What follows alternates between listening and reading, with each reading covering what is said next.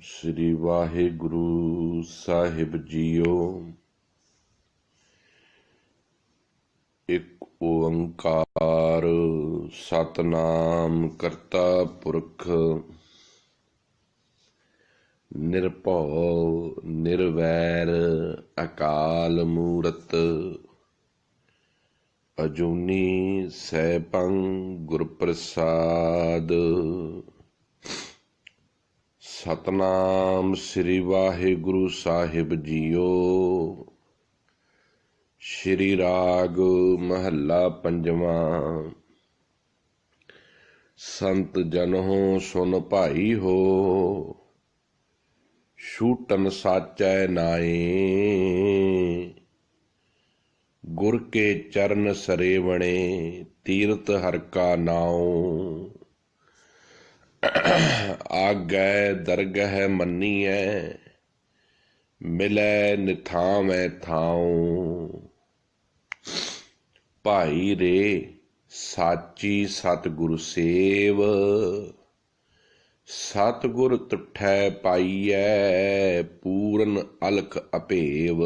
ਰਹਾਉ ਸਤਿਗੁਰ ਵਿਟੋ ਵਾਰਿਆ, ਜਿਨ ਦਿੱਤਾ ਸੱਚਾ ਨਾਉ। ਸਤਿਗੁਰ ਵਿਟੋ ਵਾਰਿਆ, ਜਿਨ ਦਿੱਤਾ ਸੱਚ ਨਾਉ। ਅਨ ਦਿਨ ਸੱਚ ਸਲਾਹਣਾ, ਸਾਚੇ ਕੇ ਗੁਣ ਗਾਉ। ਸੱਚ ਖਾਣਾ ਸੱਚ ਪਹਿਨਣਾ, ਸੱਚੇ ਸੱਚਾ ਨਾਉ। ਸਾਸ ਗਿਰਾਸ ਨ ਵਿਸਰੈ, ਸਫਲ ਮੂਰਤ ਗੁਰੂ ਆਪ। ਸਾਸ ਗਿਰਾਸ ਨ ਵਿਸਰੈ, ਸਫਲ ਮੂਰਤ ਗੁਰੂ ਆਪ।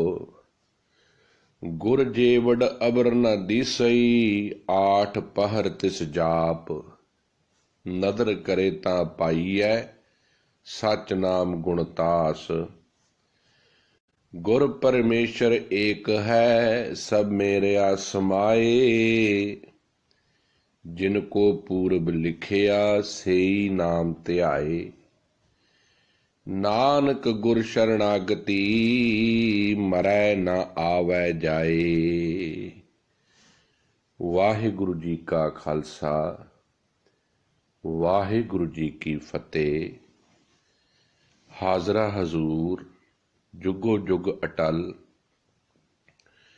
ਚਵਰ ਛਤਰ ਤਖਤ ਦੇ ਮਾਲਕ ਸ਼ਬਦ ਗੁਰੂ ਧੰਨ ਧੰਨ ਸਾਹਿਬ ਸ੍ਰੀ ਗੁਰੂ ਗ੍ਰੰਥ ਸਾਹਿਬ ਜੀ ਦੀ ਕੋਟਾਨ ਕੋਟਾਨ ਕਿਰਪਾ ਰਹਿਮਤ ਤੇ ਬਖਸ਼ਿਸ਼ ਦੇ ਨਾਲ ਅਕਾਲ ਪੁਰਖ ਵਾਹਿਗੁਰੂ ਜੀ ਦੀ ਪਾਵਨ ਸਿਫਤ ਸਲਾਹ ਦੇ ਵਿੱਚ ਜੋ ਰੋਜ਼ਾਨਾ ਹੀ ਸਤਿਗੁਰੂ ਦੀ ਮੱਤ ਲੈ ਕੇ ਗੁਰੂ ਦੇ ਉਪਦੇਸ਼ਾਂ ਨੂੰ ਆਪਣੇ ਜੀਵਨ ਦੇ ਵਿੱਚ ਢਾਲਣ ਦੀ ਕੋਸ਼ਿਸ਼ ਕਰ ਰਹੇ ਹਾਂ, ਲੜੀਵਾਰ ਧੰਨ ਧੰਨ ਸਾਹਿਬ ਸ੍ਰੀ ਗੁਰੂ ਗ੍ਰੰਥ ਸਾਹਿਬ ਜੀ ਦੀ ਜੋ ਆਤਮਿਕ ਕਥਾ ਪਿਛਲੇ ਕਾਫੀ ਸਮੇਂ ਤੋਂ ਨਿਰੰਤਰ ਚੱਲ ਰਹੀ ਹੈ, ਜਿਸ ਵਿੱਚ ਸ਼੍ਰੀ ਰਾਗ ਦੇ ਹੁਣ ਤੱਕ 99 ਨੰਬਰ ਸ਼ਬਦ ਤੱਕ ਆਪਾਂ ਵਿਚਾਰ ਕਰ ਚੁੱਕੇ ਹਾਂ। ਅੱਜ ਦਾ ਸ਼ਬਦ ਜੋ ਆਪ ਜੀ ਨੇ ਹੁਣੇ ਸਰਵਣ ਕੀਤਾ ਹੈ, ਇਸ ਸ਼੍ਰੀ ਰਾਗ ਦਾ 100 ਨੰਬਰ ਸ਼ਬਦ ਹੈ, 100 ਨੰਬਰ ਸ਼ਬਦ ਹੈ। ਤੇ ਸਾਹਿਬੇ ਕਮਾਲ ਧੰਨ ਧੰਨ ਸ਼ਹੀਦਾਂ ਦੇ ਸਰਤਾਜ ਬਾਣੀ ਕੇ ਬੋਹਿਤ ਪੰਜਵੇਂ ਪਾਤਸ਼ਾਹ ਧੰਨ ਧੰਨ ਸਾਹਿਬ ਸ੍ਰੀ ਗੁਰੂ ਅਰਜਨ ਦੇਵ ਜੀ ਮਹਾਰਾਜ ਜੀ ਦੇ ਪਾਵਨ ਮੁਖਾਰਬਿੰਦ ਤੋਂ ਉਚਾਰਨ ਹੋਇਆ ਹੈ। ਕਿਵੇਂ ਕਰਨਾ?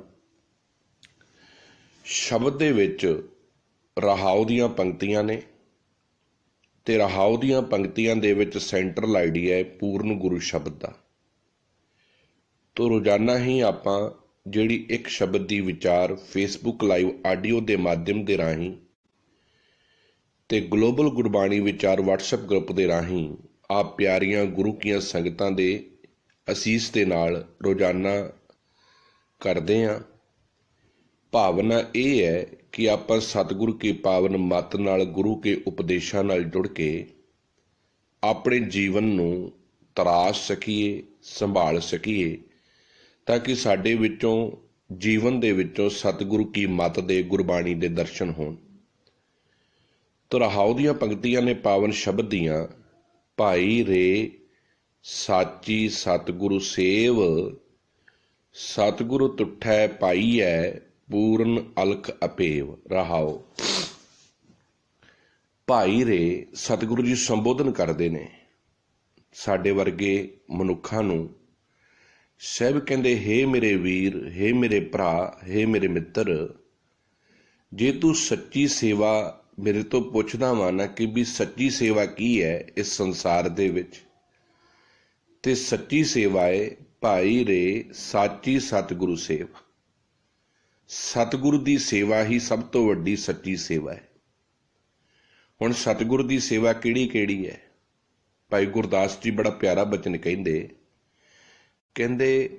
ਗੁਰਮੁਖ ਹੱਥ ਸੁਕਾਰਥੇ, ਸਾਧ ਸੰਗਤ ਜੋ ਕਾਰ ਕਮਾਵੈ, ਪਾਣੀ ਪੱਖਾ ਪੀਣਾ, ਚਰਨ ਧੋਏ ਚਮਰਾ ਚਰਨਾਮ੍ਰਿਤ ਪਾਵੈ, ਗੁਰਬਾਣੀ ਲਿਖ ਪੋਥੀਆਂ, ਤਾਲ ਮਰਦੰਗ ਰਬਾਬ ਵਜਾਵੈ।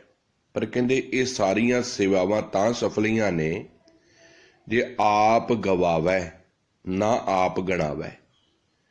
ਸੇਵਾ ਕਰਕੇ ਇਹ ਭੁੱਲ ਜਾਣਾ ਹੈ ਕਿ ਇਹ ਮੈਂ ਕੀਤੀ ਹੈ।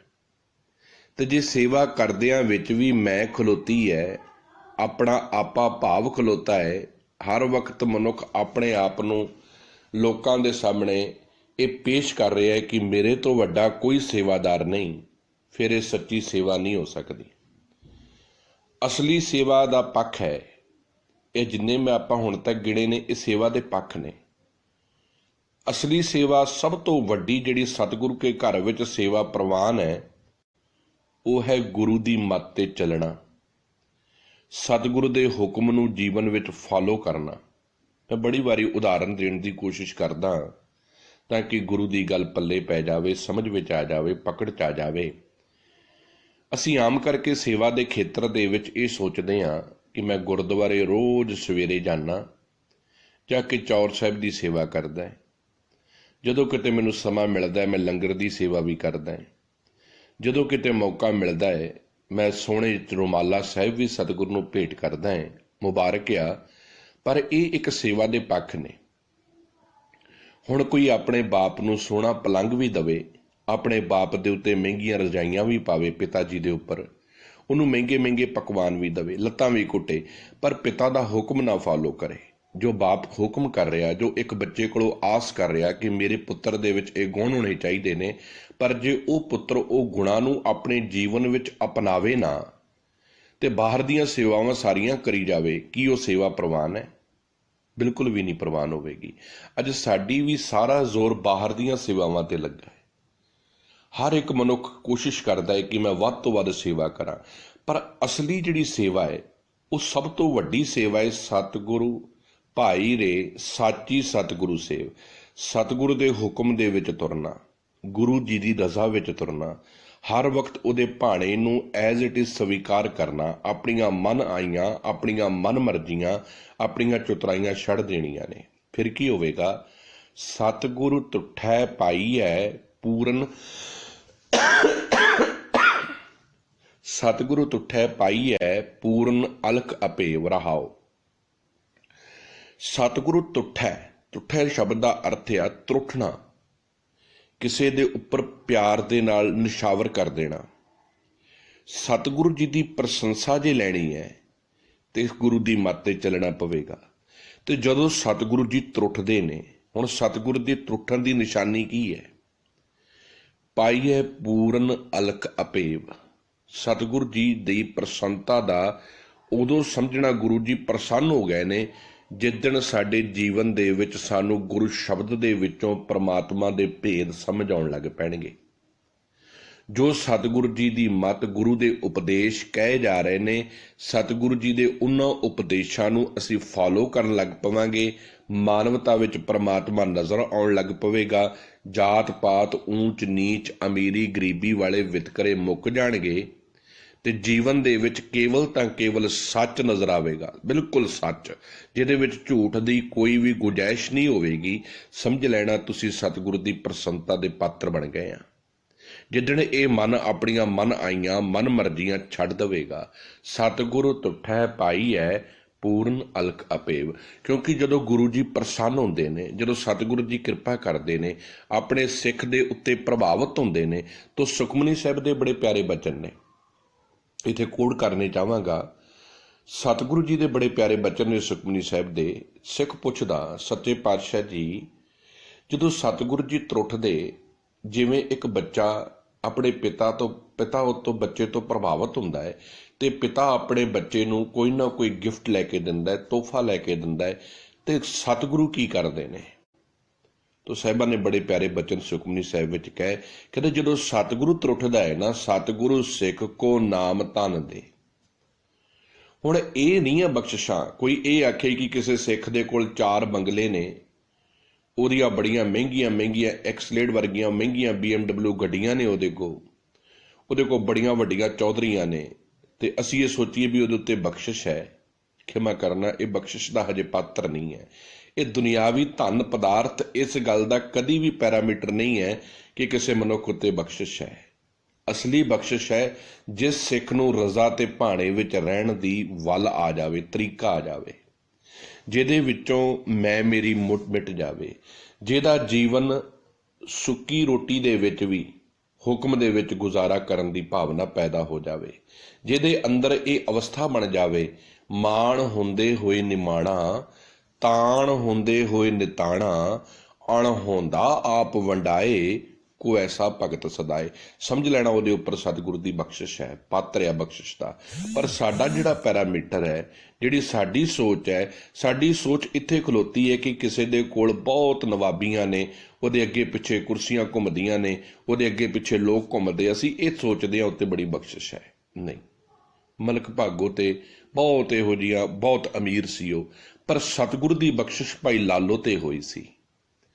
ਹੁਣ ਲਾਲੋ ਦਾ ਅਰਥ ਕੀ ਹੈ? ਜੀਵਨ ਦੇ ਵਿੱਚ ਸਾਦਗੀ ਦਾ ਜੀਵਨ ਜਿਉਣਾ ਹੈ, ਸਹਿਜ ਦਾ ਜੀਵਨ ਜਿਉਣਾ ਹੈ, ਜੀਵਨ ਦੇ ਵਿੱਚ ਪਵਿੱਤਰਤਾ ਲੈ ਕੇ ਆਉਣੀ ਹੈ, ਵਿਚਾਰਾਂ ਦੇ ਵਿੱਚ, ਖਿਆਲਾਂ ਦੇ ਵਿੱਚ, ਸੁਭਾਵਾਂ ਦੇ ਵਿੱਚ। ਜੇ ਸਾਡਾ ਚਿਹਰਾ ਤੇ ਸਿੱਖੀ ਵਾਲਾ ਹੈ, ਗੁਸਤਾਖੀ ਮਾਫ, ਬਾਣਾ ਵੀ ਸਿੱਖੀ ਵਾਲਾ ਹੈ, ਚਿਹਰਾ ਵੀ ਸਿੱਖੀ ਵਾਲਾ ਹੈ, ਪਰ ਉਸ ਚਿਹਰੇ ਤੇ ਉਸ ਬਾਣੇ ਵਿੱਚੋਂ ਸਿੱਖੀ ਸਰੂਪ ਦੇ ਦਰਸ਼ਨ ਨਹੀਂ ਹੋ ਰਹੇ। ਚਿਹਰੇ ਦੇ ਵਿੱਚੋਂ, ਬਾਣੇ ਦੇ ਵਿੱਚੋਂ, ਤੇ ਜਦੋਂ ਬੋਲਿਆ ਉਹ ਬਾਣੇ ਤੇ ਚਿਹਰੇ ਵਾਲਾ ਮਨੁੱਖ, ਅੰਦਰੋਂ ਕੂੜ ਨਿਕਲਿਆ, ਅੰਦਰੋਂ ਕ੍ਰੋਧ ਨਿਕਲਿਆ, ਅੰਦਰੋਂ ਕਾਮ ਦੀਆਂ ਬਾਤਾਂ ਨਿਕਲੀਆਂ, ਅੰਦਰੋਂ ਬੇਈਮਾਨੀ ਨਿਕਲੀ, ਮਾਫ ਕਰਨਾ, ਉਹ ਲਿਬਾਸ ਦਾਗੀ ਹੋ ਜਾਵੇਗਾ।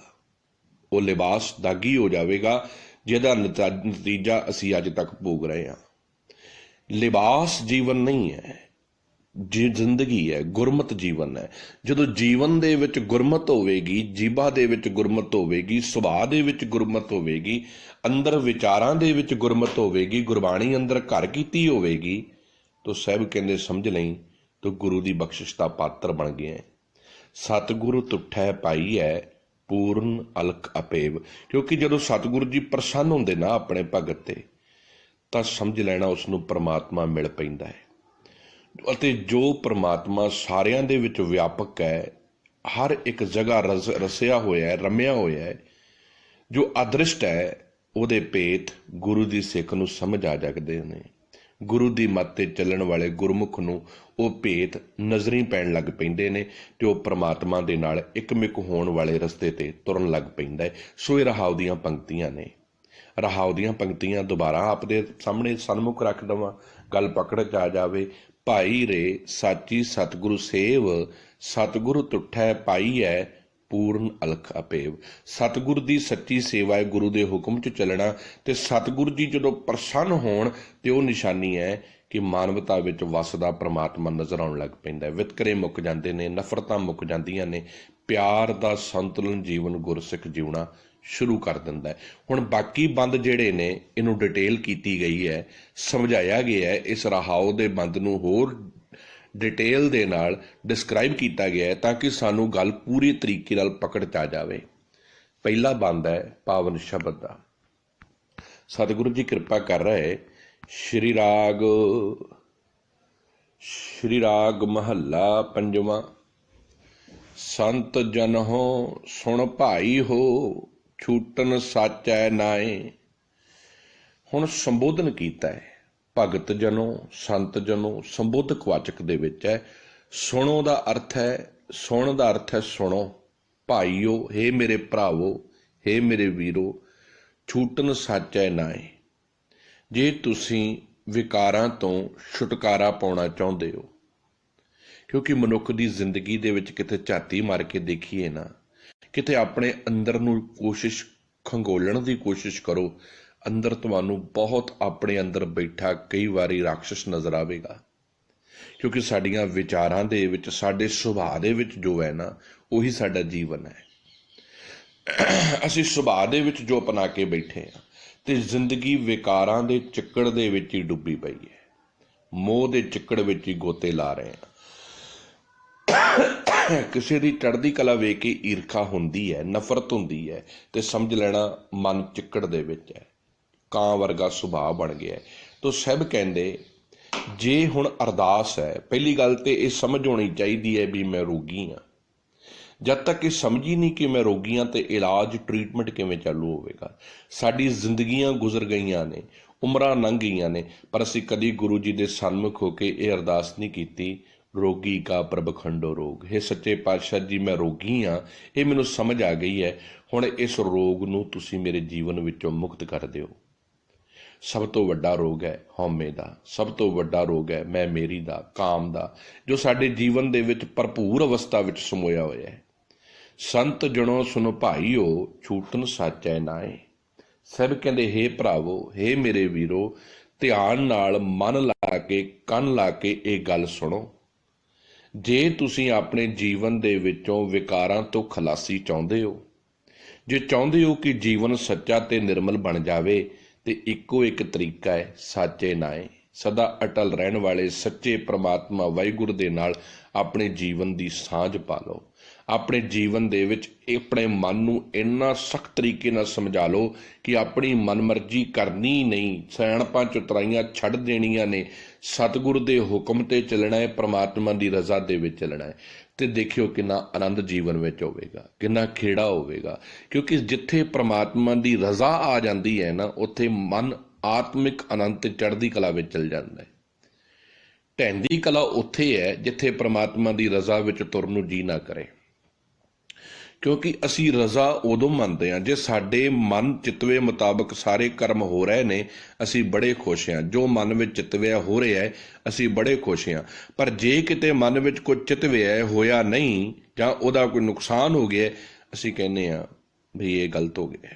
ਅਸੀਂ ਪਛਤਾਵੇ ਜਾਣ ਦੀ ਬਜਾਏ, ਉਹਨੂੰ ਸਮਝਣ ਦੀ ਬਜਾਏ, ਅਸੀਂ ਹੋਰ ਜ਼ਿਆਦਾ ਡਿਮੋਰਲਾਈਜ਼ ਆਪਣੇ ਆਪ ਨੂੰ ਕਰਦੇ ਹਾਂ, ਇਸ ਲੈਵਲ 'ਤੇ ਲੈ ਆਉਂਦੇ ਹਾਂ ਕਿ ਸਾਡੀ ਜ਼ਿੰਦਗੀ ਦੇ ਵਿੱਚ ਸਾਡੀ ਜੀਣ ਦੀ ਕਲਾ, ਜ਼ਿੰਦਗੀ ਜਿਉਣ ਦੀ ਸ਼ਕਤੀ ਖਤਮ ਹੋਣ ਲੱਗ ਪੈਂਦੀ ਹੈ, ਜਿਹਨੂੰ ਢਹਿੰਦੀ ਕਲਾ ਕਹਿੰਦੇ ਨੇ। ਪਰ ਜੇ ਉਸ ਵਕਤ ਰਜ਼ਾ ਸਮਝ ਆ ਜਾਵੇ, ਹੇ ਪ੍ਰਮਾਤਮਾ ਮੈਂ ਲੈ ਕੇ ਕੀ ਆਇਆ ਸੀ?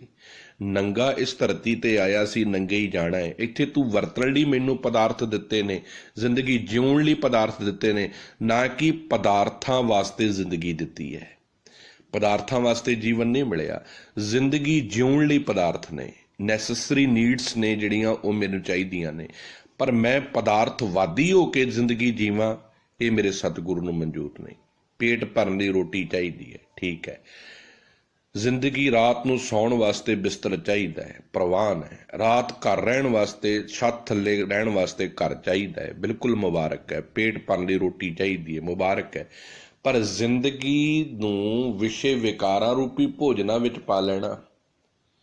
ਹੁਣ ਅੱਜ ਜਿਹੜਾ ਫਾਸਟ ਫੂਡ ਦਾ ਜਿਹੜਾ ਸਮਾਂ ਚੱਲਿਆ, ਕਿਤਨੇ ਰੋਗ ਨੇ, ਕਿਤਨੀਆਂ ਤਕਲੀਫਾਂ ਨੇ। ਖੈਰ ਇੱਧਰ ਨਾਲ ਮੇਰਾ ਵਿਸ਼ਾ ਨਹੀਂ, ਪਰ ਸਭ ਕਹਿੰਦੇ ਜੇ ਛੁੱਟਣਾ ਚਾਹੁੰਦਾ ਹੈ, ਇਹਨਾਂ ਵਿਕਾਰਾਂ ਤੋਂ ਖਲਾਸੀ ਚਾਹੁੰਦਾ ਹੈ, ਪ੍ਰਭੂ ਦੀ ਰਜ਼ਾ ਵਿੱਚ ਚੱਲ, ਉਹਦੇ ਹੁਕਮ ਦੇ ਵਿੱਚ ਚੱਲ।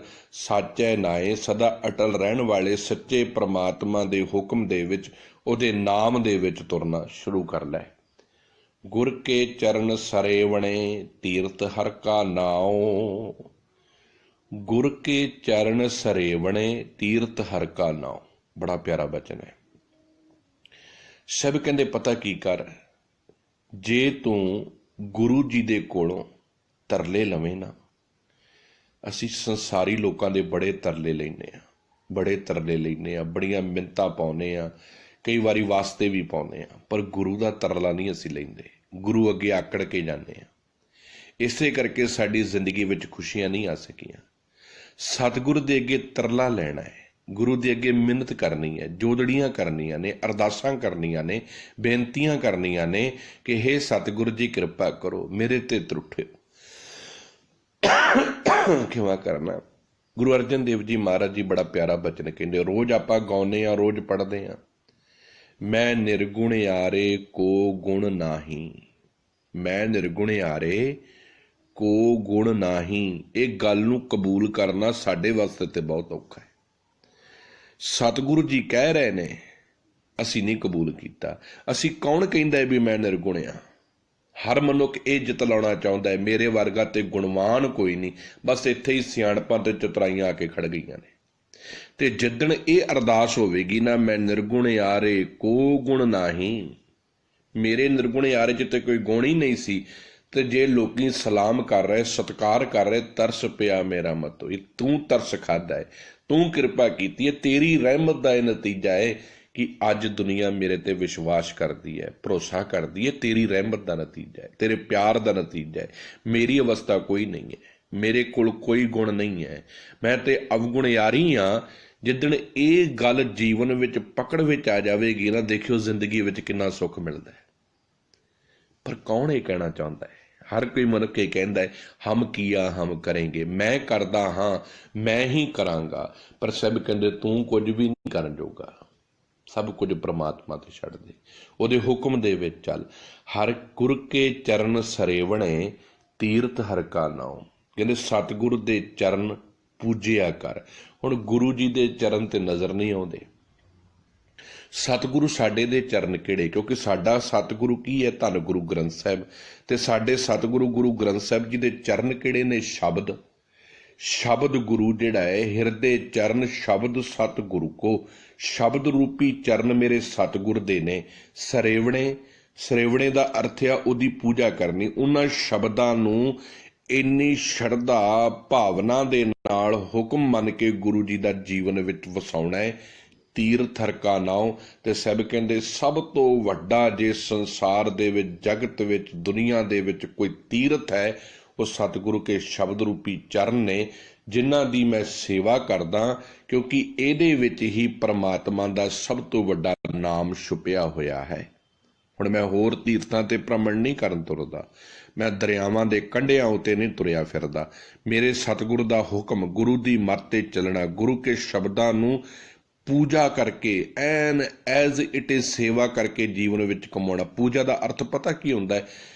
ਅੰਨੀ ਭਗਤੀ, ਅੰਨੀ ਸੇਵਾ, ਜਿਹਦੇ ਵਿੱਚ ਪਰ ਸ਼ਰਤ ਇਹ ਹੈ ਕਿ ਮੇਰਾ ਗੁਰੂ ਅੰਨਾ ਨਾ ਹੋਵੇ। ਮੈਂ ਆਪਣੇ ਸਤਿਗੁਰੂ ਤੇ ਅੰਨਾ ਵਿਸ਼ਵਾਸ ਕਰਦਾ, ਬਲਾਈਂਡ ਫੇਥ ਕਰਦਾ, ਮੈਨੂੰ ਇਹਦੇ ਵਿੱਚ ਕੋਈ ਕਹਿਣ ਦੀ ਗੁੰਜਾਇਸ਼ ਨਹੀਂ।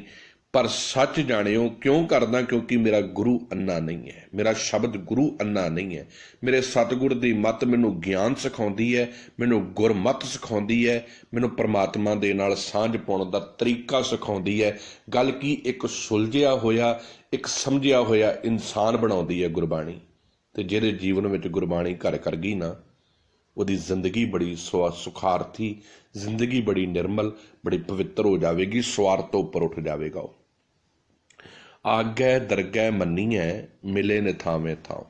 ਕਹਿੰਦੇ ਜਦੋਂ ਸਤਿਗੁਰੂ ਕੇ ਚਰਨ, ਗੁਰੂ ਕੇ ਸ਼ਬਦ ਰੂਪੀ ਚਰਨਾਂ ਦੀ ਪੂਜਾ ਕੀਤੀ, ਭਾਵ ਗੁਰੂ ਕੇ ਸ਼ਬਦ ਰੂਪੀ ਚਰਨਾਂ ਦੇ ਵਿੱਚ ਚਿੱਤ ਜੋੜਿਆ, ਸਤਿਗੁਰੂ ਕੇ ਸ਼ਬਦਾਂ ਨੂੰ ਹੁਕਮ ਮੰਨ ਕੇ ਜੀਵਨ ਵਿੱਚ ਫੋਲੋ ਕਰਨਾ ਸ਼ੁਰੂ ਕੀਤਾ, ਤੇ ਸਭ ਤੋਂ ਵੱਡਾ ਤੀਰਥ ਮੇਰੇ ਵਾਸਤੇ ਮੇਰੇ ਪ੍ਰਮਾਤਮਾ ਦਾ ਹੁਕਮ, ਉਹਦੀ ਰਜ਼ਾ ਦੀ ਗੱਲ ਮੇਰੇ ਗੁਰੂ ਨੇ ਸਮਝਾਈ।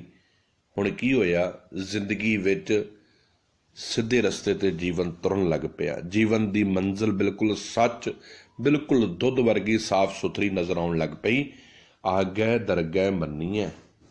ਹੁਣ ਜਦੋਂ ਅੱਜ ਜੀਵਨ ਨੂੰ ਨਿਰਮਲ ਕਰਨਾ ਸ਼ੁਰੂ ਕੀਤਾ, ਅੱਜ ਜ਼ਿੰਦਗੀ ਨੂੰ ਪਵਿੱਤਰਤਾ ਦੇ ਰਸਤੇ ਤੇ ਲੈ ਕੇ ਜਾਣਾ ਸ਼ੁਰੂ ਕੀਤਾ, ਚੰਗੇ ਵਿਚਾਰ ਜੀਵਨ ਵਿੱਚੋਂ ਆਉਣ ਲੱਗੇ, ਚੰਗੇ ਕਰਮ ਕਰਨ ਲੱਗਾ। ਤੇ ਜਦੋਂ ਕਰਮ ਅੱਜ ਚੰਗਾ ਕਰਾਂਗਾ ਨਾ, ਅੱਗੇ ਆਉਣ ਵਾਲੇ ਸਮੇਂ ਦੇ ਵਿੱਚ ਦਰਗਹਿ ਮੰਨੀਐ। ਦਰਗਹਿ ਕਿਹੜੀ ਹੈ? ਦਰਗਾਹ ਇਹੀ ਹੈ। ਦਰ ਦਾ ਅਰਥ ਹੈ ਦਰਵਾਜ਼ਾ, ਗਾਹ ਦਾ ਅਰਥ ਹੈ ਰਸਤਾ, ਲੰਘ ਕੇ ਜਾਣਾ। ਜਿਸ ਦਰਵਾਜ਼ਾ ਕਿਹੜਾ? ਸੰਸਾਰ। ਸੰਸਾਰ ਦੇ ਵਿੱਚ ਪਰਮਾਤਮਾ ਵੱਸਦਾ ਹੈ।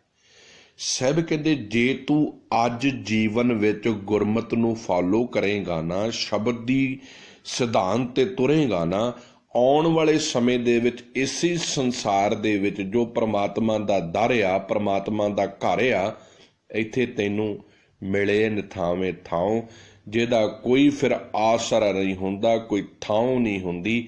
ਉਹਦਾ ਟਿਕਾਣਾ ਪ੍ਰਮਾਤਮਾ ਬਣ ਜਾਂਦਾ ਹੈ, ਉਹਦਾ ਸਹਾਰਾ ਫਿਰ ਨਿਰੰਕਾਰ ਬਣ ਜਾਂਦਾ ਹੈ। ਉਹਨੂੰ ਸੋਭਾ, ਉਹਨੂੰ ਵਡਿਆਈ, ਮਾਣ ਸਨਮਾਨ ਸਤਿਗੁਰੂ ਜੀ ਦਿੰਦੇ ਨੇ। ਪਰ ਅੱਗੇ ਜੇ ਅੱਜ ਤੂੰ ਸੱਚ ਦੇ ਰਾਹ 'ਤੇ ਤੁਰੇਂਗਾ ਤਾਂ ਆਉਣ ਵਾਲੇ ਸਮੇਂ ਦੇ ਵਿੱਚ ਤੇਰੀ ਜ਼ਿੰਦਗੀ ਸੱਚ ਦੇ ਰਾਹ 'ਤੇ ਚੱਲੇਗੀ। ਤੂੰ ਪ੍ਰਮਾਤਮਾ ਦੇ ਘਰ ਵਿੱਚ ਮੰਨਿਆ ਪ੍ਰਮੰਨਿਆ ਸਤਿਕਾਰ ਵਾਲਾ ਬਣ ਸਕੇਗਾ। ਪਹਿਲਾਂ ਅੱਜ ਨੂੰ ਫਾਲੋ ਕਰਨਾ ਹੈ। ਅੱਜ ਪ੍ਰੈਜ਼ੈਂਟ ਦੀ ਗੱਲ ਹੈ, ਗੁਰਬਾਣੀ ਅੱਜ ਨੂੰ ਸਵਾਰਨ ਦੀ ਗੱਲ ਹੈ।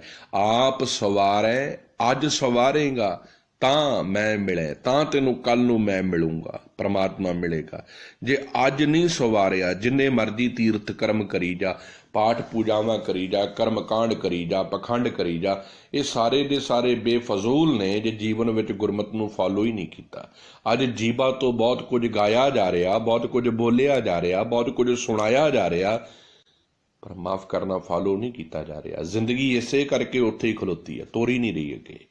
ਜ਼ਿੰਦਗੀ ਨੂੰ ਅੱਗੇ ਤੋਰਨਾ ਹੈ ਤਾਂ ਕਿ ਜੀਵਨ ਅੱਗੇ ਤੁਰੇ। ਉਹਨੂੰ ਤੋਰਨ ਵਾਸਤੇ ਕੀ ਕਰਨਾ ਪਏਗਾ? ਗੁਰੂ ਦੀ ਮੱਤ 'ਤੇ ਚੱਲਣਾ ਪਏਗਾ, ਗੁਰੂ ਕੇ ਸ਼ਬਦ ਨੂੰ ਫਾਲੋ ਕਰਨਾ ਪਏਗਾ, ਤਾਂ ਮਿਲੇ ਨਿਥਾਵੇਂ ਥਾਂ। ਤੈਨੂੰ ਪ੍ਰਮਾਤਮਾ ਦੇ ਘਰ ਦੇ ਵਿੱਚ, ਪ੍ਰਮਾਤਮਾ ਦੇ ਜੀਵਨ ਦੇ ਵਿੱਚ ਤੈਨੂੰ ਥਾਂ ਮਿਲੇਗਾ। ਤੂੰ ਆਦਰ ਵਾਲਾ ਬਣ ਜਾਵੇਂਗਾ, ਸਤਿਕਾਰ ਵਾਲਾ ਬਣ ਜਾਵੇਂਗਾ। ਭਾਈ ਰੇ ਸਾਚੀ ਸਤਿਗੁਰੂ ਸੇਵ, ਹੇ ਮੇਰੇ ਵੀਰ, ਫਿਰ ਇਹੀ ਸੱਚੀ ਸੇਵਾ ਹੈ ਸਤਿਗੁਰ ਦੀ, ਗੁਰੂ ਦੇ ਹੁਕਮ ਨੂੰ ਫਾਲੋ ਕਰਨਾ। ਸਤਿਗੁਰੂ ਤੁਠੈ ਪਾਈਐ ਪੂਰਨ ਅਲਖ ਅਭੇਵ, ਕਿਉਂਕਿ ਜਦੋਂ ਸਤਿਗੁਰੂ ਜੀ ਪ੍ਰਸੰਨ ਹੁੰਦੇ ਨੇ ਆਪਣੇ ਸਿੱਖ ਉੱਤੇ, ਉਹਨੂੰ ਗੁਰੂ ਦੀ ਮੱਤ, ਗੁਰੂ ਦੇ ਉਪਦੇਸ਼ ਦੀ ਗੱਲ ਪਕੜ ਵਿੱਚ ਲਿਆਉਣ ਲੱਗ ਪੈਂਦੇ ਨੇ, ਤੇ ਸਮਝ ਲੈਣਾ ਪੂਰਨ ਅਲਖ ਅਭੇਵ। ਤੇ ਫਿਰ ਪੂਰਨ ਰੂਪ ਦੇ ਵਿੱਚ ਉਸ ਨੂੰ ਪ੍ਰਮਾਤਮਾ ਦੇ ਭੇਤ ਗੁਰਬਾਣੀ ਦੇ ਵਿੱਚੋਂ ਸਮਝ ਆਉਣ ਲੱਗ ਪੈਂਦੇ ਨੇ। ਫਿਰ ਉਸ ਨੂੰ ਸਮਝ ਆ ਜਾਂਦੀ ਹੈ, ਨ ਸਹਿਜ ਤਵ ਨੈਣ ਨਨ ਨੈਣ ਹੈ ਤੋਹੇ ਕੋ, ਸਹਿਜ ਮੂਰਤ ਨਨਾ ਏਕ ਤੋਹੀ, ਸਹਿਜ ਪਦ ਬਿਮਲ ਨਨ ਏਕ ਪਦ ਗੰਧ, ਬਿਨ ਸਹਿਜ ਤਵ ਗੰਧ ਏਕ ਚਲਤ ਮੋਹੀ, ਸਭ ਮੈਂ ਜੋਤ ਜੋਤ ਹੈ ਸੋਏ, ਤਿਸਤੇ ਚਾਨਣ ਸਭ ਮੈਂ ਚਾਨਣ ਹੋਏ। ਪਰ ਗੁਰਸਾਖੀ ਜੋਤ ਪ੍ਰਗਟ ਹੋਏ। ਗੁਰੂ ਦੇ ਹੁਕਮ ਦੇ ਵਿੱਚ ਚੱਲਿਆ ਹੀ ਇਹ ਭੇਤ ਸਮਝਾਉਣਾ ਹੈ। ਸਤਿਗੁਰੂ ਵਿਟੋਂ ਵਾਰਿਆ ਜਿਨ ਦਿੱਤਾ ਸੱਚ ਨਾਉ। ਵਿਟੋਂ ਦਾ ਅਰਥ ਹੁੰਦਾ ਉੱਪਰੋਂ, ਵਾਰਿਆ ਦਾ ਅਰਥ ਹੈ ਬਲਿਹਾਰਨੇ, ਸਦਕੇ ਜਾਣਾ। ਜਿਨ ਜਿਸ ਨੇ ਦਿੱਤਾ ਸੱਚ ਨਾਉ, ਜਿਹਨੇ ਸਦਾ ਕਾਇਮ ਰਹਿਣ ਵਾਲਾ, ਅਟਲ ਰਹਿਣ ਵਾਲੇ ਪ੍ਰਮਾਤਮਾ ਦੇ ਨਾਲ ਮੇਰਾ ਰਿਸ਼ਤਾ ਬਣਾ ਦਿੱਤਾ ਹੈ, ਉਹਦੇ ਨਾਲ ਮੇਰੀ ਸਾਂਝ ਪਾ ਦਿੱਤੀ ਹੈ। ਪੂਰੀ ਪੰਕਤੀ ਦੇ ਅਰਥ ਨੇ, ਸਤਿਗੁਰੂ ਵਿਟੋਂ ਵਾਰਿਆ, ਮੈਂ ਆਪਣੇ ਸਤਿਗੁਰੂ ਸ਼ਬਦ ਗੁਰੂ ਧੰਨ ਗੁਰੂ ਗ੍ਰੰਥ ਸਾਹਿਬ ਜੀ ਤੋਂ ਸਦਕੇ ਜਾਨਾ, ਬਲਿਹਾਰ ਜਾਨਾ। ਜਿਨ ਦਿੱਤਾ ਸੱਚ ਨਾਉ, ਜਿਹਨੇ ਮੈਨੂੰ ਸਦਾ ਅਟਲ ਰਹਿਣ ਵਾਲੇ ਸੱਚੇ ਪ੍ਰਮਾਤਮਾ ਦੇ ਹੁਕਮ ਦੇ ਵਿੱਚ ਜੋੜ ਦਿੱਤਾ ਹੈ। ਉਹਦੇ ਹੁਕਮ ਨੂੰ ਸਮਝਣ ਦੀ ਮੈਨੂੰ ਤਾਸੀਰ ਦੇ ਦਿੱਤੀ ਹੈ ਕਿ ਉਹਦਾ ਹੁਕਮ ਹੁਣ ਮੈਨੂੰ ਸਮਝ ਆਉਣ ਲੱਗ ਪਿਆ ਹੈ, ਤੇ ਉਹਦੀ ਰਜ਼ਾ ਤੇ ਭਾਣੇ ਵਿੱਚ ਹੁਣ ਜੀਵਨ ਤੁਰਨ ਲੱਗ ਪਿਆ ਹੈ। ਅੰਦਿਨ ਸੱਚ ਸਲਾਹਣਾ, ਸੱਚੇ ਕੇ ਗੁਣ ਗਾਉ। ਅੰਦਿਨ ਦਾ ਅਰਥ ਹੈ ਦਿਨ ਰਾਤ, ਸੱਚ ਸਲਾਹਣਾ। ਹੁਣ ਜਿਹੜਾ ਮਨ ਪਹਿਲਾਂ ਮਾਇਆ ਨੂੰ ਚਿਤਵਦਾ ਸੀ, ਸੰਸਾਰੀ ਲੋਕਾਂ ਦੀ ਸਿਫਤਾਂ ਕਰਦਾ ਸੀ, ਹੁਣ ਇਹ ਛੱਡ ਕੇ ਦਿਨ ਰਾਤ ਸੱਚ ਸਲਾਹਣਾ, ਅੰਦਿਨ ਸੱਚ ਸਲਾਹਣਾ। ਦਿਨ ਰਾਤ ਹੁਣ ਕੇਵਲ ਤਾਂ ਕੇਵਲ ਸੱਚੇ ਪ੍ਰਮਾਤਮਾ ਦੀ ਹੀ ਸਿਫਤ ਸਲਾਹ ਕਰਦਾ ਹੈ, ਸੱਚੇ ਕੇ ਗੁਣ ਗਾਹੋਂ, ਤੇ ਸਦਾ ਰਹਿਣ ਵਾਲੇ ਸੱਚੇ ਨਿਰਮਲ ਪ੍ਰਮਾਤਮਾ ਦੇ ਹੀ ਹੁਣ ਇਹ ਮਨ ਗੁਣ ਗਾਉਂਦਾ ਹੈ। ਚੇਤਾ ਰੱਖਿਓ, ਖਿਮਾ ਕਰਨਾ, ਜਿਹਦੇ ਅਸੀਂ ਗੁਣ ਉਹਦੇ ਗਾਉਂਦੇ ਹਾਂ ਜੇ ਤੋਂ ਅਸੀਂ ਪ੍ਰਭਾਵਿਤ ਹੁੰਦੇ ਹਾਂ, ਤੇ ਇੱਕਦਮ ਐਸਾ ਆਉਂਦਾ ਹੈ ਜਿਹਦੇ ਗੁਣ ਗਾਉਂਦਿਆਂ ਗਾਉਂਦਿਆਂ ਸਾਡਾ ਜੀਵਨ ਉਹਦੇ ਵਰਗਾ ਬਣ ਜਾਂਦਾ ਹੈ। ਕਈ ਵਾਰੀ ਤੁਸੀਂ ਖਿਆਲ ਕਰਨਾ, ਆਮ ਕਰਕੇ ਕਈ ਵਾਰੀ ਤੁਹਾਨੂੰ ਇਹ ਗੱਲ ਕਹੀ ਜਾਵੇਗੀ, ਭਾਈ ਤੂੰ ਦੂਜੇ ਵਾਂਗੂ ਬੋਲਣਾ ਹੈ। ਬਹੁਤੇ ਪ੍ਰਚਾਰਕ ਕਥਾਵਾਚਕ ਜਿਹੜੇ ਨੇ, ਜਿਹੜੇ ਨਵੇਂ ਮੇਰੇ ਵੀਰ ਤੁਰਦੇ, ਉਹ ਦੂਸਰੇ ਵਿਦਵਾਨਾਂ ਨੂੰ ਸੁਣ ਸੁਣ ਕੇ ਉਹਨਾਂ ਦੀ ਭਾਸ਼ਾ ਉਹਨਾਂ ਵਰਗੀ ਬਣ ਜਾਂਦੀ ਹੈ। ਤੇ ਆਪਾਂ ਕਈ ਵਾਰੀ ਜਦੋਂ ਉਹਨਾਂ ਨੂੰ ਸੁਣਦੇ ਹਾਂ, ਆਪਾਂ ਕਹਿੰਦੇ ਬਿਲਕੁਲ ਹੀ ਮਸਕੀਨ ਸਾਹਿਬ ਵਾਂਗੂ ਬੋਲਦਾ ਹੈ, ਜਾਂ ਬਿਲਕੁਲ ਹੀ ਐਸ ਕਥਾਵਾਚਕ, ਕਿਉਂਕਿ ਉਹਦੇ ਸੁਣ ਸੁਣ ਕੇ ਉਹਦੇ ਵਰਗਾ ਬੋਲ ਬਣ ਗਿਆ ਹੈ। ਇਹ ਦੁਨਿਆਵੀ ਗੱਲ ਕਰ ਰਿਹਾ। ਹੁਣ ਜਦੋਂ ਗੁਰਬਾਣੀ ਦੇ ਵਿੱਚੋਂ ਸਿੱਖ ਬਾਰ-ਬਾਰ ਗੁਰਬਾਣੀ ਸੁਣਦਾ ਹੈ, ਬਾਰ-ਬਾਰ ਗੁਰਬਾਣੀ ਦੇ ਉਪਦੇਸ਼ ਸੁਣਦਾ ਹੈ, ਬਾਰ-ਬਾਰ ਸਤਿਗੁਰ ਦੇ ਨਾਲ ਮਨ ਜੁੜਦਾ ਹੈ, ਹੁਣ ਮਨ ਪ੍ਰਭਾਵਿਤ ਹੁੰਦਾ ਹੈ ਫਿਰ ਸਤਿਗੁਰ ਤੋਂ। ਫਿਰ ਜਿਵੇਂ ਜਿਵੇਂ ਉਹ ਗੁਰੂ ਦੀਆਂ ਅੱਖਾਂ ਦੇ ਨਾਲ, ਪ੍ਰਮਾਤਮਾ ਦੀਆਂ ਅੱਖਾਂ ਦੇ ਨਾਲ ਸੰਸਾਰ ਨੂੰ ਦੇਖਦਾ ਹੈ ਨਾ, ਉਹ ਵਿਸਮਾਦ ਹੁੰਦਾ ਹੈ। ਕੁਦਰਤ ਦਿਸੈ ਕੁਦਰਤ ਸੁਣੀਐ, ਉਹਨੂੰ ਕੁਦਰਤ ਦਿਸਦੇ ਵਿੱਚੋਂ ਕੁਦਰਤ ਪਰਮਾਤਮਾ ਨਜ਼ਰ ਆਉਂਦਾ ਹੈ, ਉਹਨੂੰ ਕੁਦਰਤ ਵਿੱਚੋਂ ਪਰਮਾਤਮਾ ਸੁਣਨ ਲੱਗਣ ਲੱਗ ਪੈਂਦਾ ਹੈ। ਅੰਦਿਨ ਸੱਚ ਸਲਾਹਣਾ, ਦਿਨ ਰਾਤ ਫਿਰ ਉਹ ਸੱਚੇ ਪਰਮਾਤਮਾ ਦੀ ਸਲਾਹ ਕਰਦੇ ਨੇ। ਸੱਚੇ ਕੇ ਗੁਣ ਗਾਓ, ਉਹ ਦੁਨਿਆਵੀ ਲੋਕਾਂ ਦੀਆਂ ਮੁਥਾਜੀਆਂ ਨਹੀਂ ਕਰਦੇ, ਦੁਨਿਆਵੀ ਲੋਕਾਂ ਦੇ ਗੁਣ ਨਹੀਂ ਗਾਉਂਦੇ, ਸਦਾ ਪਰਮਾਤਮਾ ਦੇ ਹੀ ਗੁਣਾਂ ਦਾ ਗਾਇਨ ਕਰਦੇ ਹਨ, ਉਹਦੇ ਹੁਕਮ ਨੂੰ ਜੀਵਨ 'ਚ ਵਸਾਉਂਦੇ ਹਨ। ਫਿਰ ਉਹਨਾਂ ਦੀ ਜ਼ਿੰਦਗੀ ਕੈਸੀ ਬਣ ਜਾਂਦੀ ਹੈ। ਕਮਾਲ ਦੇ ਬਚਨ ਨੇ, ਬੜੇ ਧਿਆਨ ਭਰਪੂਰ ਬਚਨ ਨੇ, ਬਹੁਤ ਕੁਝ ਸਮਝਾ ਰਹੇ ਪਾਤਸ਼ਾਹ। ਕਹਿੰਦੇ ਜਦੋਂ ਉਹ ਗੁਣ ਗਾਉਂਦਾ, ਹੁਣ ਉਹੀ ਗੱਲ ਬਣ ਗਈ, ਉਹਦੀ ਪਰਸਨੈਲਿਟੀ ਉਹਦੇ ਵਰਗੀ ਬਣ ਗਈ। ਜਿਵੇਂ ਜਿਵੇਂ ਉਹਦੇ ਗੁਣ ਗਾਉਂਦਾ ਰਿਹਾ, ਸਿਫਤ ਸਲਾਹ ਕਰਦਾ ਰਿਹਾ, ਹੁਣ ਪ੍ਰਮਾਤਮਾ ਵਰਗਾ ਹੀ ਉਹਦਾ ਖਾਣਾ ਬਣ ਗਿਆ, ਸੱਚ ਖਾਣਾ। ਹੁਣ ਉਹਦਾ ਜਿਹੜਾ ਭੋਜਨ ਆ ਨਾ, ਉਹ ਝੂਠ ਨਹੀਂ ਹੈ। ਇਹ ਆਤਮਾ ਦੀ ਗੱਲ ਕਰ ਰਹੇ, ਸੰਸਾਰੀ ਭੋਜਨ ਦੀ ਨਹੀਂ। ਹੁਣ ਆਤਮਾ ਦਾ ਭੋਜਨ ਹੁਣ ਇਹ ਨਹੀਂ ਹੈ ਅੱਖਾਂ ਤੋਂ ਬੁਰਾ ਵੇਖਣਾ, ਕੰਨਾਂ ਤੋਂ ਨਿੰਦਾ ਸੁਣਨੀ, ਜੀਭਾਂ ਤੋਂ ਗੰਦ ਬੋਲਣਾ, ਨਹੀਂ। ਹੁਣ ਇਹ ਭੋਜਨ ਨਹੀਂ ਹੈ। ਹੁਣ ਮਨ ਦਾ ਭੋਜਨ, ਆਤਮਾ ਦਾ ਭੋਜਨ ਸੱਚ ਹੈ। ਹੁਣ ਸੱਚ ਚੰਗਾ ਲੱਗਦਾ ਹੈ, ਸੱਚ ਬੋਲਣ ਨੂੰ ਜੀ ਕਰਦਾ ਹੈ, ਸੱਚ ਸੁਣਨਾ ਚੰਗਾ ਲੱਗਦਾ ਹੈ, ਸੱਚ ਕਹਿਣਾ ਚੰਗਾ ਲੱਗਦਾ ਹੈ। ਅੱਜ ਪ੍ਰਚਾਰਕ ਸੱਚ ਦੀ ਗੱਲ ਕਰਨ ਵਾਲਿਆਂ ਪ੍ਰਚਾਰਕਾਂ ਦੀ ਵਿਰੋਧਤਾ ਇਸੇ ਕਰਕੇ ਹੈ ਕਿਉਂਕਿ ਸਾਡਾ ਮਨ ਕਬੂਲ ਹੀ ਨਹੀਂ ਕਰ ਪਾ ਰਿਹਾ ਕਿ ਭਾਈ ਇੰਨਾ ਰਲ ਗੱਡਾ ਹੈ, ਇੰਨਾ ਝੂਠ ਬੋਲਿਆ ਗਿਆ ਹੈ। ਅੱਜ ਤੁਹਾਡੇ ਸਾਹਮਣੇ ਸੱਚ ਰੱਖਿਆ ਜਾ ਰਿਹਾ ਹੈ, ਹੁਣ ਮਨ ਉਹ ਝੂਠ ਸੁਣ ਕੇ ਇੰਨਾ ਝੂਠਾ ਹੋ ਚੁੱਕਿਆ ਤੇ ਉਹ ਸੱਚ ਦੀ ਵਿਰੋਧਤਾ 'ਚ ਖੜ ਜਾਂਦਾ। ਤੇ ਜਿਨ੍ਹਾਂ ਦੇ ਅੰਦਰ ਗੁਰਮਤ ਘਰ ਕੀਤੀ ਹੈ, ਸੱਚ ਦਾ ਕਿਣਕਾ ਘਰ ਘਰ ਗਿਆ, ਉਹਨਾਂ ਨੂੰ ਸੱਚ ਚੰਗਾ ਲੱਗਦਾ ਹੈ। ਉਹ ਦਿਨ ਰਾਤ ਉਹ ਸੱਚ ਦੀਆਂ ਗੱਲਾਂ ਸੁਣਨਾ ਚਾਹੁੰਦੇ ਨੇ ਕਿਉਂਕਿ ਉਹਨਾਂ ਦੀ ਆਤਮਾ ਦਾ ਭੋਜਨ ਸੱਚ ਬਣ ਗਿਆ ਹੈ। ਸੱਚ ਦਾ ਭੋਜਨ ਬਣਾਉਣਾ ਬਹੁਤ ਔਖਾ ਹੈ। ਜਿੱਦਣ ਸਾਡਾ ਭੋਜਨ ਸੱਚ ਬਣੇਗਾ ਨਾ, ਉਦਣ ਜ਼ਿੰਦਗੀ ਜਿਉਣ ਦੇ ਢੰਗ ਬਦਲ ਜਾਣਗੇ। ਸਾਡਾ ਭੋਜਨ ਮੈਲਾ ਹੈ, ਅਸੀਂ ਘੰਟਿਆਂ ਬੱਧੀ ਕਿਸੇ ਦੀ ਨਿੰਦਾ ਸੁਣ ਸਕਦੇ ਹਾਂ ਕਿਉਂਕਿ ਮਨ ਦਾ ਭੋਜਨ ਹੈ। ਘੰਟਿਆਂ ਬੱਧੀ ਇਹਨਾਂ ਅੱਖਾਂ ਦੇ ਨਾਲ ਅਸੀਂ ਦੁਨਿਆਵੀ ਨਾਟਕ ਚਿੱਟ ਗੰਧ ਵੇਖ ਸਕਦੇ ਹਾਂ ਕਿਉਂਕਿ ਇਹ ਅੱਖਾਂ ਦਾ ਭੋਜਨ ਹੈ। ਘੰਟਿਆਂ ਬੱਧੀ ਆਪਣੇ ਜੀਭ ਤੋਂ ਅਸੀਂ ਸਾਰਾ ਦਿਨ ਗੰਦੀਆਂ ਗੱਲਾਂ ਕਰ ਸਕਦੇ ਹਾਂ ਕਿਉਂਕਿ ਸਾਡੇ ਅੰਦਰੋਂ ਇਹੀ ਨਿਕਲ ਰਿਹਾ ਹੈ। ਸਾਡਾ ਪਹਿਰਾਵਾ ਵੀ ਉਹੋ ਜਿਹਾ ਬਣ ਗਿਆ ਹੈ।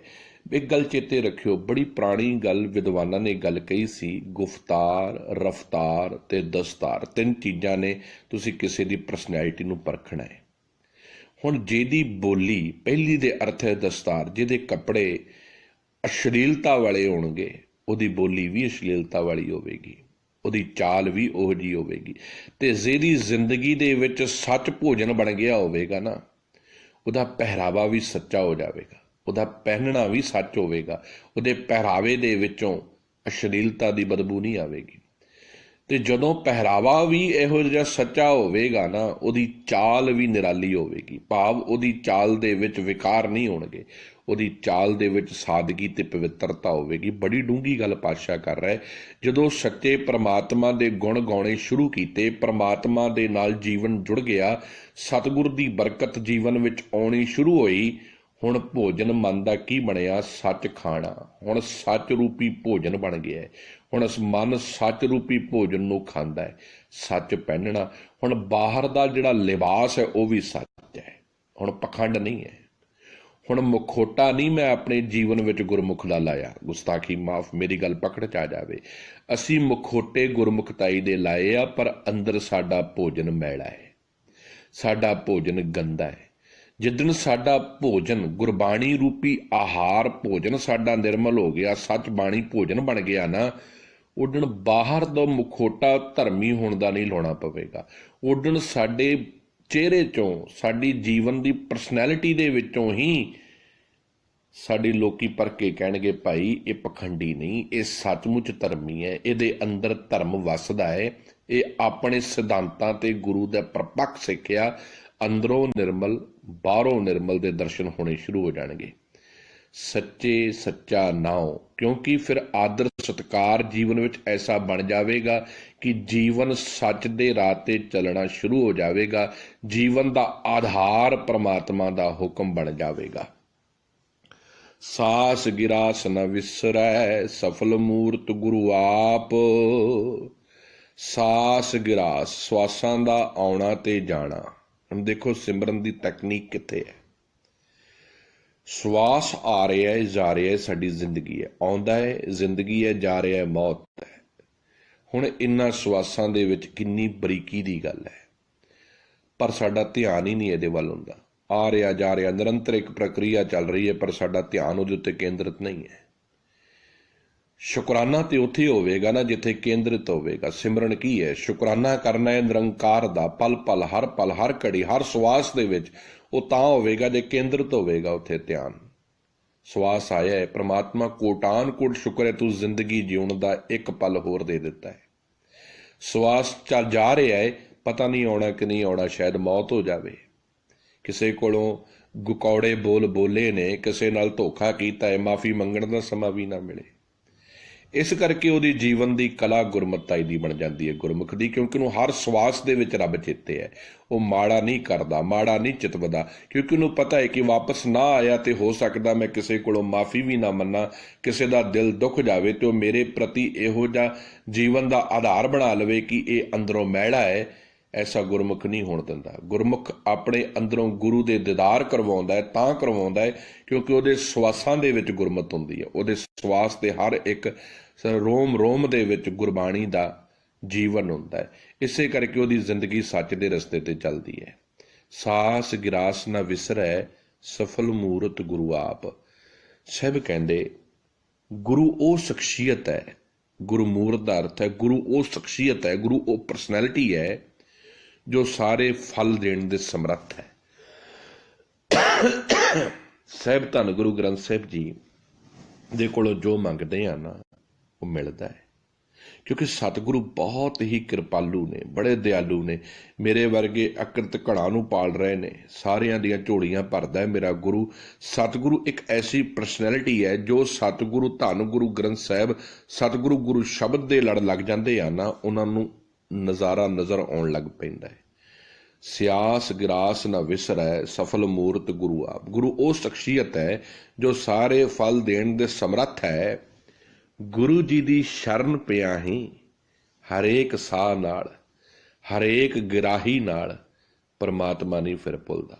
ਹਰ ਵਕਤ ਪਰਮਾਤਮਾ ਚੇਤੇ ਰਹਿੰਦਾ ਹੈ, ਗੁਰੂ ਜੀ ਯਾਦ ਰਹਿੰਦੇ ਨੇ, ਕਿਉਂਕਿ ਗੁਰੂ ਜੀ ਦੀ ਪਰਸਨੈਲਿਟੀ ਹਰ ਵਕਤ ਜੀਵਨ ਵਿੱਚ ਰਹਿੰਦੀ ਹੈ। ਗੁਰ ਜੇਵੜ ਅਵਰ ਨ ਦੀਸਈ ਆਠ ਪਹਿਰ ਤਿਸ ਜਾਪ। ਵਾਹਿਗੁਰੂ ਜੀ, ਗੁਰੂ ਜੀ ਦੇ ਬਰਾਬਰ ਫਿਰ ਹੋਰ ਕੋਈ ਨਜ਼ਰ ਹੀ ਨਹੀਂ ਆਉਂਦਾ। ਜਦੋਂ ਗੁਰੂ ਦੀ ਮੱਤ ਤੇ ਜੀਵਨ ਤੁਰਨ ਲੱਗ ਪੈਂਦਾ ਨਾ, ਫਿਰ ਸਿੱਖ ਗੁਰੂ ਦੀ ਪਦਵੀ ਕਿਸੇ ਦੇਹਧਾਰੀ, ਕਿਸੇ ਪਖੰਡੀ ਨੂੰ, ਕਿਸੇ ਮੂਰਤ ਨੂੰ, ਕਿਸੇ ਫੋਟੋ ਨੂੰ ਨਹੀਂ ਦਿੰਦਾ। ਫਿਰ ਸਿੱਖ ਕੇਵਲ ਇਹ ਦਾਤ, ਇਹ ਜਿਹੜੀ ਹੈ ਨਾ ਗੁਰੂ ਦੀ ਪਦਵੀ, ਕੇਵਲ ਸ਼ਬਦ ਗੁਰੂ ਨੂੰ ਦਿੰਦਾ ਹੈ, ਕਿਉਂਕਿ ਬਾਣੀ ਗੁਰੂ, ਗੁਰੂ ਹੈ ਬਾਣੀ। ਗੁਰ ਜੇਵੜ ਅਵਰ ਨਾ ਦੀਸਈ, ਉਹਨੂੰ ਸਤਿਗੁਰੂ ਦੇ ਬਰਾਬਰ ਫਿਰ ਹੋਰ ਕੋਈ ਨਜ਼ਰ ਹੀ ਨਹੀਂ ਆਉਂਦਾ।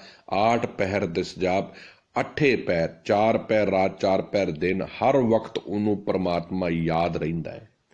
ਨਦਰ ਕਰੇ ਤਾਂ ਪਾਈਐ ਸੱਚ ਨਾਮ ਗੁਣਤਾਸ। ਕਿਆ ਬਚਨ ਨੇ। ਨਦਰ ਕਰੇ, ਹੇ ਪਾਤਸ਼ਾਹ ਜੀ ਜੇ ਤੂੰ ਸੱਚ ਜਾਣੇ ਨਾ, ਮੇਰੀਆਂ ਸਿਆਣਪਾਂ ਚਤੁਰਾਈਆਂ ਨਾਲ ਨਹੀਂ ਮੈਂ ਕੁਝ ਪਾਇਆ। ਜੇ ਜੀਵਨ ਦੇ ਵਿੱਚੋਂ ਸੱਚ ਨਜ਼ਰ ਆਉਂਦਾ ਹੈ, ਜੇ ਜੀਵਨ ਵਿੱਚ ਕਿਤੇ ਸੱਚ ਦੀ ਗੱਲ ਨਜ਼ਰ ਆ ਰਹੀ ਹੈ ਤੇ ਤੇਰੀ ਕਿਰਪਾ ਬੜੀ ਹੈ। ਨਦਰ ਕਰੇ ਤਾਂ ਪਾਈ ਹੈ, ਤੂੰ ਨਦਰ ਕੀਤੀ ਹੈ, ਕਿਰਪਾ ਕੀਤੀ ਹੈ, ਤਾਂ ਜੀਵਨ ਸੱਚੇ ਨਿਰੰਕਾਰ ਦੇ ਹੁਕਮ ਦੇ ਵਿੱਚ ਤੁਰਨ ਲੱਗਾ ਹੈ। ਤੇ ਸੱਚ ਨਾਮ ਗੁਣਤਾਸ, ਗੁਣਤਾਸ ਦਾ ਅਰਥ ਹੈ ਗੁਣਾਂ ਦਾ ਖਜ਼ਾਨਾ। ਤਾਂ ਜੀਵਨ ਦੇ ਵਿੱਚੋਂ ਗੁਣਾਂ ਦੇ ਖਜ਼ਾਨੇ ਪਰਮਾਤਮਾ ਦੇ ਵਸਣ ਕਰਕੇ ਹੀ ਸੱਚ ਦੇ ਦਰਸ਼ਨ ਹੋਣ ਲੱਗੇ ਹਨ। ਗੁਰ ਪਰਮੇਸ਼ਰ ਏਕ ਹੈ ਸਭ ਮੇਰਿਆ ਸਮਾਏ। ਵਾਹਿਗੁਰੂ ਜੀ, ਹੁਣ ਇਹ ਗੱਲ ਸਮਝ ਆ ਗਈ ਹੈ, ਗੁਰੂ ਪਰਮਾਤਮਾ ਦੇ ਵਿੱਚ ਕੋਈ ਭੇਦ ਨਹੀਂ ਹੈ। ਪਰਮਾਤਮਾ ਹੀ ਗੁਰੂ ਹੈ, ਗਿਆਨ ਦੇਣ ਵਾਲਾ ਹੈ, ਤੇ ਗੁਰੂ ਦੇ ਵਿੱਚ ਗੁਰੂ ਪਰਮਾਤਮਾ ਇੱਕ ਹੈ। ਪਾਰ ਬ੍ਰਹਮ ਗੁਰ ਨਾਹੀ ਭੇਦ। ਗੁਰੂ ਵੀ ਗੁਰੂ ਸ਼ਬਦ ਹੈ, ਪ੍ਰਮਾਤਮਾ ਵੀ ਸਾਰਿਆਂ ਵਿੱਚ ਸਮੋਇਆ ਹੈ। ਤੇ ਗੁਰੂ ਪਰਮਾਤਮਾ ਇੱਕ ਹੀ ਹੈ, ਸਭ ਮੇ ਰਿਹਾ ਸਮਾਏ, ਜੋ ਸਾਰਿਆਂ ਵਿੱਚ ਸਮਾਇਆ ਹੈ, ਸਾਰਿਆਂ ਵਿੱਚ ਟਿਕਿਆ ਹੈ, ਸਾਰਿਆਂ ਦੇ ਵਿੱਚ ਵਸਿਆ ਹੈ। ਪਰਮਾਤਮਾ ਦੀ ਟੈਕਨੀਕ ਨੂੰ ਸਮਝਣਾ, ਜਿਹਨੂੰ ਇਹ ਗੁਰਮਤਿ ਦੀ ਕਲਾ ਸਮਝ ਆ ਗਈ ਨਾ, ਉਹਦਾ ਜੀਵਨ ਸੱਚ ਦੇ ਰਸਤੇ ਤੇ ਤੁਰ ਪਿਆ। ਉਹਨੂੰ ਸਾਰਿਆਂ ਵਿੱਚ ਵਸਦਾ ਪਰਮਾਤਮਾ ਨਜ਼ਰ ਆਉਣ ਲੱਗ ਪਿਆ। ਜਿਨ ਕੋ ਪੂਰਬ ਲਿਖਿਆ ਸਈ ਨਾਮ ਧਿਆਏ। ਹੁਣ ਇੱਥੇ ਧਿਆਨ ਦੇਣਾ, ਪਹਿਲਾਂ ਆਪਾਂ ਗੱਲ ਬੰਦਗੀ ਪਹਿਲੇ ਬੰਦਾਂ 'ਚ ਕੀਤੀ ਸੀ, ਆਗੈ ਦਰਗਹਿ ਮੰਨੀਐ। ਆਉਣ ਵਾਲੇ ਸਮੇਂ ਦੇ ਵਿੱਚ ਤੂੰ ਸੰਸਾਰ ਰੂਪੀ ਇਸ ਪਰਮਾਤਮਾ ਦੇ ਸੱਚੇ ਨਿਰੰਕਾਰ ਦੇ ਘਰ ਵਿੱਚ ਮੰਨਿਆ ਪ੍ਰਮੰਨਿਆ ਹੋਵੇਗਾ। ਹੁਣ ਉਹ ਤੋਂ ਪਹਿਲਾਂ ਕੀ ਕਰਨਾ ਪਏਗਾ? ਜਿਨ ਕੋ ਪੂਰਬ ਲਿਖਿਆ, ਜਿਨ੍ਹਾਂ ਨੇ ਅੱਜ ਆਪਣਾ ਜੀਵਨ ਸੱਚ ਦੇ ਰਾਹ 'ਤੇ ਤੁਰਨਾ ਸ਼ੁਰੂ ਕੀਤਾ। ਪੂਰਬ ਦਾ ਅਰਥ ਹੈ ਪਹਿਲਾਂ ਤੋਂ, ਮੁੱਢ ਤੋਂ, ਸ਼ੁਰੂ ਤੋਂ। ਜਿਨ੍ਹਾਂ ਨੇ ਸ਼ੁਰੂ ਤੋਂ ਆਪਣੇ ਜੀਵਨ ਵਿੱਚ ਸੱਚ ਵਸਾ ਲਿਆ, ਸੱਚ ਨੂੰ ਅਪਣਾ ਲਿਆ, ਪਰਮਾਤਮਾ ਦੇ ਹੁਕਮ ਦੇ ਵਿੱਚ ਤੁਰ ਪਏ, ਆਪਣੇ ਜੀਵਨ ਵਿੱਚ ਸੱਚੇ ਕਰਮ ਲਿਖਣੇ ਸ਼ੁਰੂ ਕਰ ਦਿੱਤੇ। ਅੱਜ ਜਿਨ੍ਹਾਂ ਨੇ ਸੱਚ ਦਾ ਜੀਵਨ ਲਿਖਣਾ ਸ਼ੁਰੂ ਕਰ ਦਿੱਤਾ, ਸਹੀ ਨਾਮ ਤੇ ਆਏ। ਸਮਝ ਲੈਣਾ, ਉਹਨਾਂ ਦੇ ਅੰਦਰ ਹੀ ਪਰਮਾਤਮਾ ਦਾ ਹੁਕਮ ਫਾਲੋ ਕਰਨ ਦੀ ਤਾਕਤ ਪੈਦਾ ਹੁੰਦੀ ਹੈ। ਉਹੀ ਉਹਦੀ ਰਜ਼ਾ ਤੇ ਭਾਣੇ ਵਿੱਚ ਤੁਰਦੇ ਹਨ। ਨਾਨਕ ਗੁਰ ਸ਼ਰਨਾਗਤੀ, ਮਰੈ ਨਾ ਆਵੈ ਜਾਏ। ਫਿਰ ਸਾਹਿਬ ਕਹਿੰਦੇ, ਹੇ ਨਾਨਕ, ਜਿਹੜਾ ਮਨੁੱਖ ਸਤਿਗੁਰ ਦੀ ਸ਼ਰਨ ਵਿੱਚ ਆ ਜਾਂਦਾ ਹੈ, ਗੁਰੂ ਦੀ ਮੱਤ ਨੂੰ ਅਪਣਾ ਲੈਂਦਾ ਹੈ, ਗੁਰੂ ਦੇ ਹੁਕਮ ਦੇ ਵਿੱਚ ਤੁਰ ਪੈਂਦਾ ਹੈ, ਆਪਣੇ ਅੰਦਰੋਂ ਸਿਆਣਪਾਂ ਚੁਤਰਾਈਆਂ ਮਿਟਾ ਦਿੰਦਾ ਹੈ, ਮਰੇ ਨਾ ਆਵੇ ਜਾਏ। ਉਹ ਕਦੀ ਵੀ ਆਤਮਿਕ ਮੌਤ ਨਹੀਂ ਮਰਦਾ, ਉਹ ਚੜ੍ਹਦੀ ਕਲਾ ਦੇ ਵਿੱਚ ਰਹਿੰਦਾ ਹੈ।